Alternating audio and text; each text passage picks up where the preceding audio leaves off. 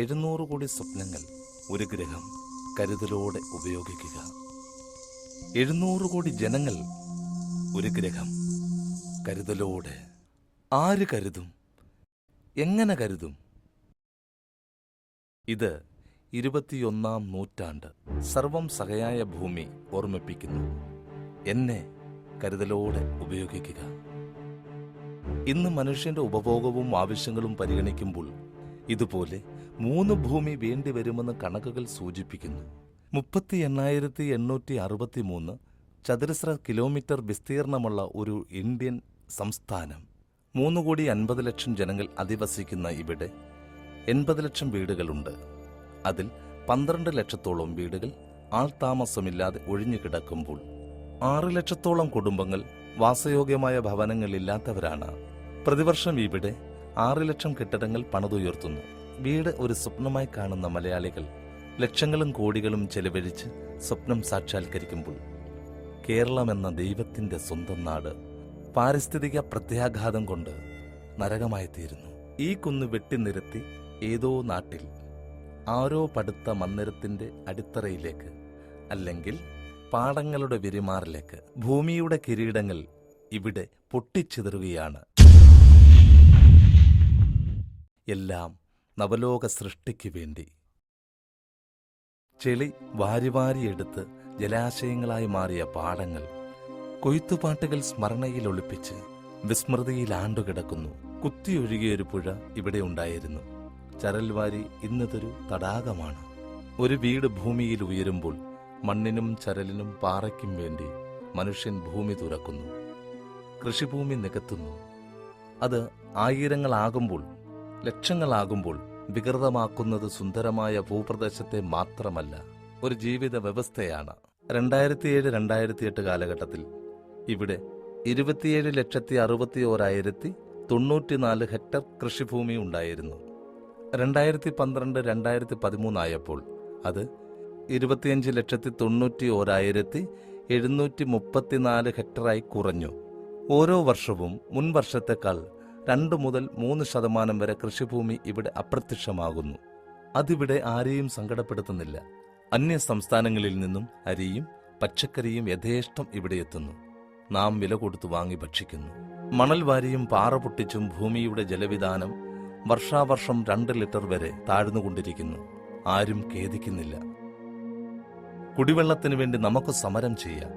കുടിവെള്ള പദ്ധതികൾക്കായി ലോകരാജ്യങ്ങൾക്ക് മുൻപിൽ കൈനീട്ടി നിൽക്കാം. 3,50,00,000 ജനങ്ങളിൽ പിറന്ന മണ്ണിനെ സ്നേഹിക്കുന്നവരത്ര. ഈ പരിസ്ഥിതി സംരക്ഷിക്കുവാൻ എന്തെങ്കിലും ചെയ്യുന്നവരത്ര. നാശോന്മുഖമാകുന്ന പ്രകൃതിയെ സംരക്ഷിക്കണമെന്ന മുറവിളിക്ക് ചെവി കൊടുക്കുന്നവരത്ര. സ്വന്തം ചുറ്റുപാടുകൾ സ്വയം നശിപ്പിച്ച് ഇവിടെ ജീവിച്ച് കടന്നുപോകുമ്പോൾ ഓർക്കുക, പിൻതലമുറയ്ക്ക് നിങ്ങൾ എന്ത് കരുതി വെച്ചു. ഇതാ ഒരു കരുതലിന്റെ കഥ.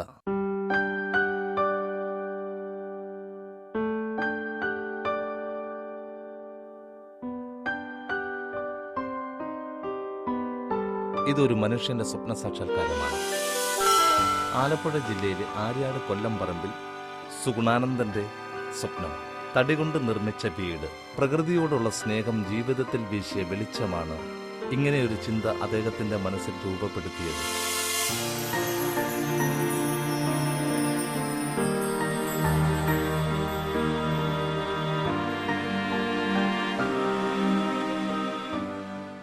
എല്ലാവരുടെയും ഏറ്റവും വലിയ സ്വപ്നമാണ് ഒരു വീട്. വീടെന്ന് പറഞ്ഞു കഴിഞ്ഞാൽ സമാധാനമായി ജീവിക്കുക, സുഖമായി ഉറങ്ങുക. അതിലുപരി തന്റെ ഭവനം പ്രകൃതിക്ക് ഒരു ദോഷമാകരുത്. നമ്മളെ ഈശ്വരൻ സൃഷ്ടിച്ചപ്പോൾ നമുക്ക് സുഖമായിട്ട് ജീവിക്കാനുള്ള എല്ലാ സാഹചര്യങ്ങളും ഒരുക്കി തന്നിട്ടാണ്. പക്ഷെ നാം ചെയ്യുന്നത് എന്താണ്? നമുക്ക് തന്നിട്ടുള്ള ശുദ്ധവായു, ശുദ്ധജലം തുടങ്ങി എല്ലാ വസ്തുവകകളും നശിപ്പിച്ചിട്ടാണ് നമ്മൾ മുന്നോട്ട് പോകുന്നത്. 3500 സ്ക്വയർ ഫീറ്റിൽ ഒരു വീട് പണിഞ്ഞപ്പോൾ ഒരു മരം പോലും മുറിച്ചില്ല. മാത്രമല്ല, സാധാരണഗതിയിൽ ഇങ്ങനെയൊരു വീട് പണിയുമ്പോൾ ചിലവാകുന്ന പണത്തിന്റെ പകുതിയിൽ താഴെ മുടക്കിയാണ് അദ്ദേഹം തന്റെ സ്വപ്നം സഫലമാക്കിയത്. എൻ്റെ വീട് എനിക്ക് വാസയോഗ്യമായിരിക്കണം, എൻ്റെ കുട്ടികൾക്ക് വാസയോഗ്യമായിരിക്കണം. അതായിരുന്നു എൻ്റെ ഏറ്റവും വലിയ സ്വപ്നം. അതിലൊക്കെ ഉപരി പ്രകൃതിക്ക് ഒരു ദോഷവും വരാതെ, പ്രകൃതിയെ ഒട്ടും വേദനിപ്പിക്കാതെ എൻ്റെ വീടിൻ്റെ നിർമ്മാണം നടത്തണം എന്ന് ഞാൻ സ്വപ്നം കണ്ടിരുന്നു. ഇത് മറ്റൊരു വീടിന്റെ പുനർജന്മമാണ്. വാസ്തുശാസ്ത്രം പറയുന്നു, വീടുകൾക്ക് ബാല്യവും കൗമാരവും യൗവനവും വാർദ്ധക്യവും ഉണ്ടെന്ന്. അതിനുമപ്പുറം ചിരഞ്ജീവിയായി നിലനിൽക്കുവാൻ തടിയിൽ നിർമ്മിച്ച വീടുകൾക്ക് കഴിയുമെന്ന് സുഗുണാനന്ദൻ തെളിയിക്കുകയാണ്. പഴയ വീടിൻ്റെ ഭാഗങ്ങൾ, പഴയ തടി ഇവ കൊടുക്കാനുണ്ടെന്ന് പത്രത്തിൽ കണ്ടു കഴിഞ്ഞാൽ ഞാൻ പിന്നെ ഒന്നും നോക്കാറില്ലായിരുന്നു. എൻ്റെ മനസ്സിൽ എങ്ങനെ വിചാരിച്ചിരുന്നോ അതുപോലുള്ള, അപ്പം നമുക്കൊരു മനസ്സിലൊരു സ്വപ്നം ഉണ്ടെങ്കിൽ അത് നമുക്ക് യാഥാർത്ഥ്യത്തിൽ എത്തിക്കാൻ കഴിയും ഞാൻ ഉറച്ചു വിശ്വസിക്കുന്നുണ്ട്. കാര്യം എൻ്റെ മനസ്സിലെ എൻ്റെ സ്വപ്നം അനുസരിച്ചുള്ള ഭാഗങ്ങൾ എനിക്ക് സംഘടിപ്പിക്കാൻ പറ്റി. വാഗമൺ എന്ന സ്ഥലത്ത് ഒരു കാലത്ത് പ്രൗഢിയോടെ തലയുയർത്തി നിന്ന വീടായിരുന്നു ഇത്. ഒന്നോ അതിലധികമോ തലമുറകൾ ഈ വീട്ടിൽ ജീവിച്ചു. കാലം മാറി. കോടികൾ മുതൽ മുടക്കി വലിയ വീടുകൾ നിർമ്മിച്ച് ആർഭാടവും ആഡംബരവും പ്രകടിപ്പിക്കുന്ന ജീവിത ശൈലിയിലേക്ക് മലയാളികൾ മാറി. സംസ്കാരം ഉടച്ചു വാർത്തപ്പോൾ പഴയ ഭവനങ്ങളും അതോടൊപ്പം പൊളിച്ചു മാറ്റി. AC-യും ഫ്രിഡ്ജും കൂളറുമൊക്കെ കുടിയിരിക്കുന്ന കോൺക്രീറ്റ് കൂടാരങ്ങളിൽ മനുഷ്യനെ നവസംസ്കാരം തടവിലാക്കി. ഇതൊന്നും ആവശ്യമില്ലാത്ത പഴയ വീടുകൾ കിട്ടുന്ന വിലയ്ക്ക് പൊളിച്ചു വിൽക്കുന്നു. നമ്മളിങ്ങനെ ഒരു വീട് പൊളിച്ചു കൊണ്ടുവന്ന് റീസെറ്റ് ചെയ്യുന്നതിനെ സംബന്ധിച്ചുള്ള ഒരു റിസ്ക്, ഒരു ബുദ്ധിമുട്ടെന്ന് പറയുന്നത് അതിന് പരിജ്ഞാനമുള്ള ജോലിക്കാരെ കിട്ടുക എന്നുള്ളതാണ്. ഒരിടത്തു നിന്നും വീട് ഇളക്കി മറ്റൊരിടത്ത് പുനഃക്രമീകരിക്കുകയാണ് ഇവിടെ ചെയ്തിരിക്കുന്നത്. വീട് പൊളിക്കുന്നതിന് മുൻപ് ഭാഗങ്ങൾ നമ്പരിട്ട് അടയാളപ്പെടുത്തുകയും ചിത്രമെടുത്ത് സൂക്ഷിക്കുകയും ചെയ്യും. അതീവ ശ്രദ്ധയോടെ പൊളിച്ചെടുക്കും. പണ്ടുകാലത്ത് വാസ്തുശാസ്ത്രപ്രകാരം പണി കഴിപ്പിച്ച വീടുകൾ കേരളത്തിൽ എവിടെയും ഒരേ തോതിൽ തന്നെയാണുള്ളത്. ഒരു കോൺക്രീറ്റ് ബിൽഡിംഗ് ഉണ്ടാക്കുന്നതിൻ്റെ പകുതി പണം പോലും ഈ രീതിയിൽ ഉണ്ടാക്കുന്നതിനാകത്തില്ല എന്നുള്ളത് സത്യമാണ്. കാരണം ഇത് ഒരു കൺസ്ട്രക്ഷൻ നടന്ന ഒരു വീടാണ്. നമ്മളത് കൂടെ റീസെറ്റ് ചെയ്യുന്നതേ ഉള്ളൂ. നമ്മൾ അത് ഇവിടെ കൊണ്ടുവന്ന് രണ്ടാമത് ഒന്ന് സ്ഥാപിക്കുന്നുള്ളൂ. അല്ലാതെ പുതിയതായിട്ട് കുറച്ച് തടി വാങ്ങി ഈ നിർമ്മാണ രീതിയിൽ ഉണ്ടാക്കിയെടുത്തു കഴിഞ്ഞാൽ കോൺക്രീറ്റ് ബിൽഡിങ്ങിനേക്കാളും ഒത്തിരി ഇരട്ടിയാവും. ഒരു മരം പ്രകൃതിയിൽ അമൃതവർഷിണിയായി നിലനിൽക്കുന്നു. നശിക്കുമ്പോൾ അത് കാർബണായി മണ്ണിലേക്ക് തിരിച്ചു പോകുന്നു. തടി ഉൽപ്പന്നങ്ങൾ വീടുകളായും വീട്ടുപകരണങ്ങളായും കുറെ കാലം കൂടി സംരക്ഷിച്ചാൽ അത്രയുമായി. ഒരു ചെറിയ കരുതൽ. പഴമയ്ക്കുമുണ്ട് പുതുമ, കാലാതീതമായ പുതുമ. പഴയ ഗ്രഹങ്ങൾ തനിമയോട് സംരക്ഷിക്കാൻ കഴിഞ്ഞാൽ, കാലോചിതമായി പുനർസൃഷ്ടിക്കാൻ കഴിഞ്ഞാൽ അത് വലിയ കരുതലാകും. പ്രകൃതിയോടും നമ്മുടെ സംസ്കാരത്തിനോടുമുള്ള കടപ്പാടാകും. അതാണ് സുഗുണാനന്ദന്റെ വീട്.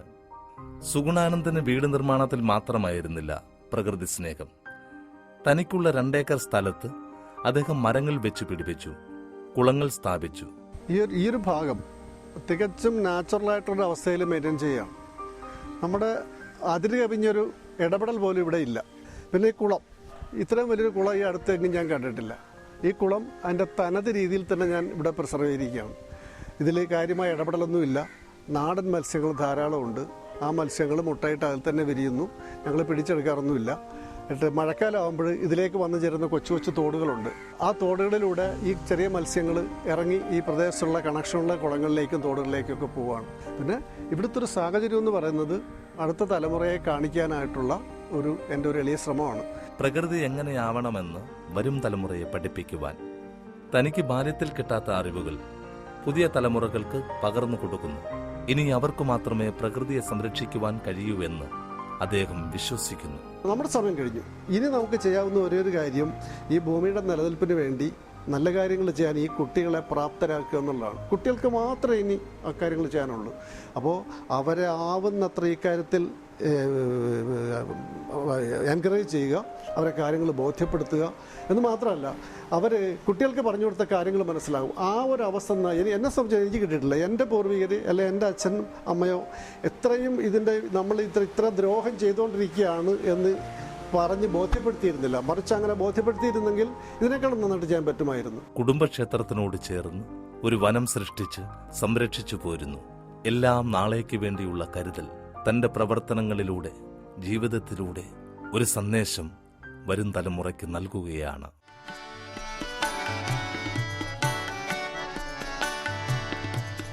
ഒരു ഞരമ്പിപ്പോഴും പച്ചയായുണ്ടെന്നൊരില തൻ്റെ ചില്ലയോടോതി കൊഴിയാതെ ഒരില ഇപ്പോഴും ബാക്കി എന്നൊരു ചില്ല കാറ്റിനോടോതി.